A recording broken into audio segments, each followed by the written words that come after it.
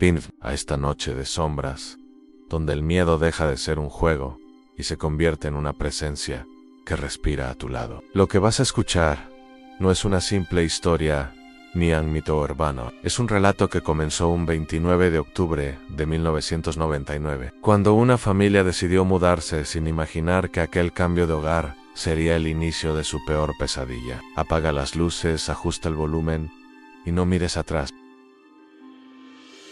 Era una tarde fría, con un viento que parecía arrastrar susurros invisibles. La familia Ramírez llegó a su nuevo hogar con la ilusión de empezar de cero. La casa, antigua y con paredes que conservaban el olor de la humedad, los recibió con un silencio incómodo, como si aguardara su llegada desde hacía demasiado tiempo. La madre fue la primera en notar que, a pesar de la hora, las habitaciones se sentían oscuras. Las cortinas parecían moverse solas, y el crujir de la madera bajo los pasos sonaba como un lamento reprimido. El padre, intentando disimular su incomodidad, ordenó que comenzaran a descargar las cajas. Cada golpe de cartón contra el suelo resonaba más fuerte de lo esperado, como si la casa amplificara los sonidos para hacerse notar. El hijo menor, de apenas 8 años, se quedó paralizado frente a una puerta al final del pasillo. Era más estrecha que las demás, cubierta de polvo, con una cerradura oxidada. Nadie había mencionado que existía una habitación extra en la casa.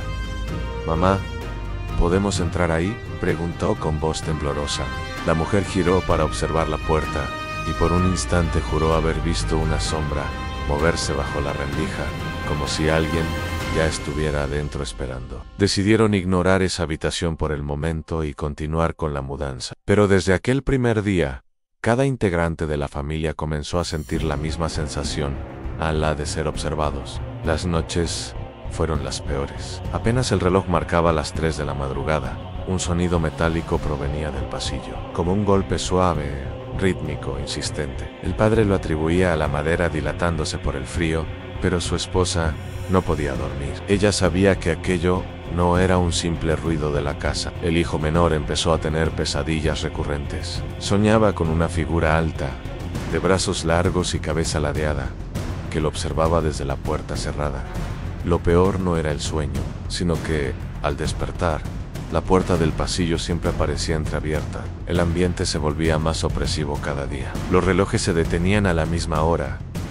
Las luces parpadeaban sin razón, y un olor fétido, como a hierro oxidado, se impregnaba en el aire cuando todos estaban reunidos en la sala. El 29 de octubre había marcado un nuevo inicio, pero también había despertado algo que llevaba demasiado tiempo dormido en esa casa, algo que parecía alimentarse de la presencia de los Ramírez. Y cada pequeño detalle, el crujido de la madera, el frío inexplicable, los sueños del niño, eran solo advertencia, señales de que lo peor aún estaba por llegar. Capítulo 2. A la primera noche completa en la casa, la oscuridad cayó con una rapidez inquietante. La familia Ramírez, aún exhausta por la mudanza, decidió cenar temprano y acostarse. El cansancio era tal que todos esperaban dormir profundamente. Pero la casa tenía otros planes. La madre fue la última en apagar las luces. El silencio era tan espeso que podía sentirse como una presencia más en el lugar. Apenas cerró los ojos, un golpe resonó en la cocina. Un ruido seco, metálico, como si una olla hubiera caído al suelo. El padre se levantó, fastidiado, convencido de que algún objeto mal colocado se había deslizado. Sin embargo, al entrar en la cocina, no encontró nada fuera de lugar. Todo estaba en orden, salvo por un detalle: las sillas de la mesa estaban ahora alineadas en perfecta simetría, como si alguien las hubiera movido de manera intencional. Tragó saliva y, sin decir nada, regresó a la habitación. No quería alarmar a su esposa ni a los niños, pero mientras cerraba la puerta, escuchó el rechinido de las patas de las sillas deslizándose, como si volvieran a moverse sola. En el cuarto de los niños, la temperatura descendió de golpe. El pequeño se despertó empapado en sudor frío, convencido de que algo lo observaba desde el rincón. Giró lentamente la cabeza, y sus ojos se encontraron con una silueta oscura, de pie, inmóvil, junto al armario. Intentó gritar, pero su voz no salió. Cerró los ojos con fuerza, y cuando volvió a abrirlos, la silueta había desaparecido. Aún así, el armario permanecía entreabierto, dejando escapar un hedor nauseabundo, como carne podrida. La hermana Mayo R. adolescente incrédula de lo paranormal, también tuvo su propio encuentro. Mientras revisaba su teléfono, notó que la pantalla se apagó sin razón. Cuando volvió a encenderse, ya no mostraba la interfaz normal, sino una cámara en modo selfie.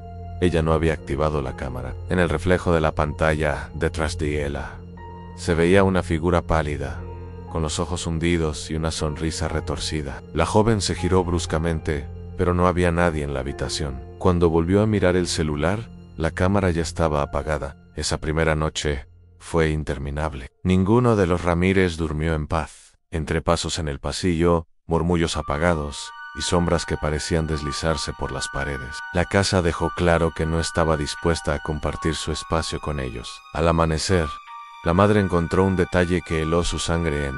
En la mesa de la cocina había un mensaje escrito con algo oscuro y pegajoso. Decía NN o debían HBE, ERB, ENIDO. El padre intentó convencer a todos de que se trataba de una broma de mal gusto, pero por dentro sabía que nadie, absolutamente nadie, había tenido tiempo de escribir aquello. La sustancia aún estaba fresca, y el olor metálico le recordó demasiado a la sangre.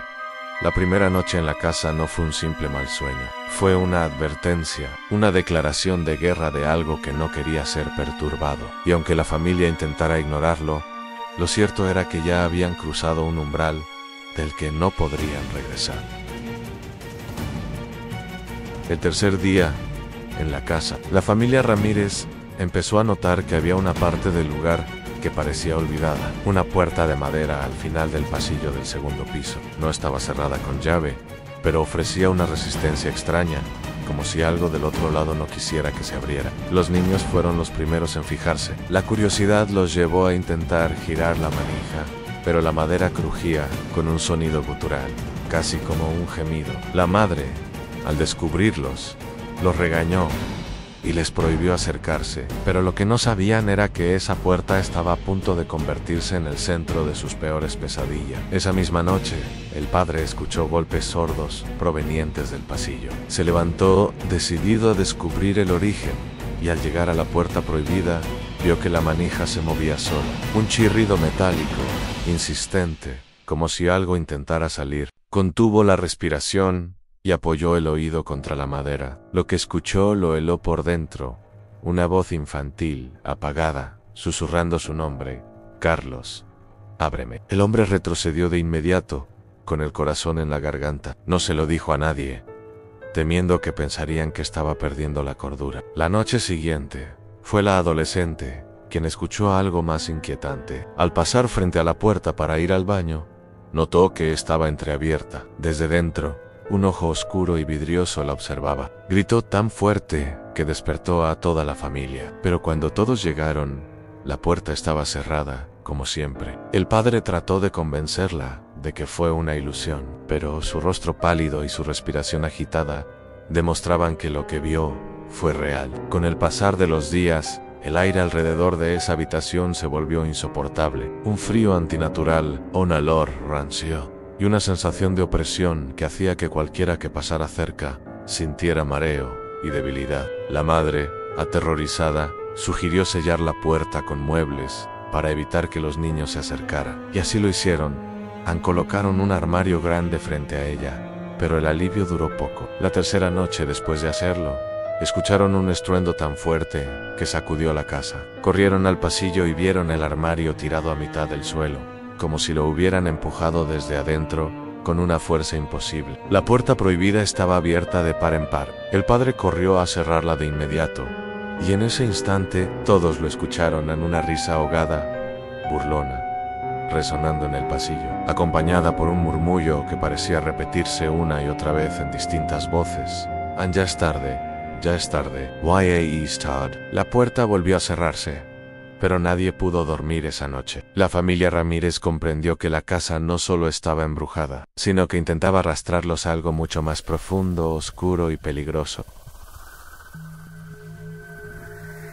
Desde la noche en que la puerta prohibida se abrió, el ambiente en la casa cambió por completo. Ya no eran simples ruidos o apariciones aisladas. Algo se había liberado, algo que estaba decidido a hacerse presente en cada rincón. Las primeras señales fueron sutiles, objetos que desaparecían de un lugar y aparecían en otro. Fotografías familiares que amanecían en el suelo, con los rostros rayados o quemados, como si alguien los hubiera marcado con odio. El hijo menor comenzó a hablar solo. Al principio los padres pensaron que era un juego infantil, pero pronto notaron que siempre se sentaba en la misma esquina del comedor, murmurando a una figura invisible. Cuando le preguntaron con quién hablaba, respondió sin titubear: con la niña que vive aquí. La madre sintió un escalofrío recorrerle la espalda. Preguntó cómo era esa niña, y él contestó con inocencia: no tiene ojos, pero dice que quiere jugar conmigo. La tensión aumentaba cada noche. Las luces se apagaban solas,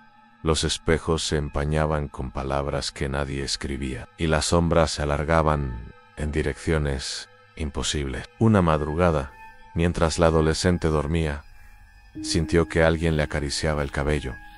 Pensando que era su madre, abrió los ojos y se encontró cara a cara con un rostro demacrado, pálido, pegado al suyo. Una figura femenina que se desvaneció en segundos, dejando en la almohada mechones de cabello negro y reseco que no eran suyos. Gritó aterrorizada, despertando a todos. El padre intentó calmarla, pero mientras hablaban, las ventanas comenzaron a golpearse con violencia, como si algo invisible intentara entrar. Los perros del vecindario ladraban sin parar, y el reloj de la sala marcó las 3 de la madrugada exactas, la hora maldita. A partir de esa noche, el fenómeno dejó de ser individual. Toda la familia comenzó a escuchar, al mismo tiempo, los pasos arrastrados en el pasillo, los golpes en las paredes, y lo más inquietante, en risas infantiles, mezcladas con voces graves que susurraban frases ininteligibles. La casa ya no era suya, era un escenario donde las presencias se despertaban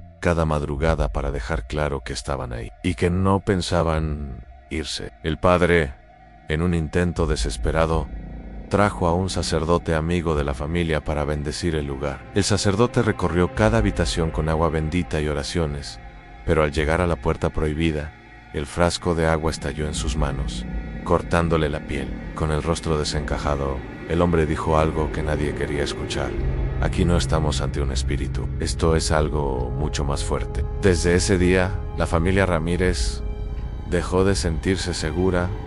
Incluso durante el día, las presencias ya no se ocultaban en la oscuridad, se manifestaban a plena luz, dejando claro que el verdadero horror apenas estaba comenzando. Con cada noche, la casa parecía absorber la cordura de la familia Ramírez. Clara ya no dormía, pasaba horas de pie frente a la ventana, susurrando palabras incomprensibles. Julián escuchaba pasos detrás de él constantemente, aunque al girar no había nadie. Lo peor eran los niños. Daniela comenzó a hablar con alguien que nadie más podía ver, una mujer que, según ella, le prometía que pronto se la llevaría a un lugar mejor. Mateo, en cambio, se encerraba en el armario, diciendo que las paredes lo observaban. El hogar que habían comprado con tanta ilusión se había convertido en una prisión oscura. Una madrugada, Julián escuchó un golpe proveniente del sótano. Armándose de valor, bajó con una linterna. El aire allí era espeso, como si no hubiera sido respirado en años. En el centro, encontró un viejo baúl cubierto de cadenas oxidadas.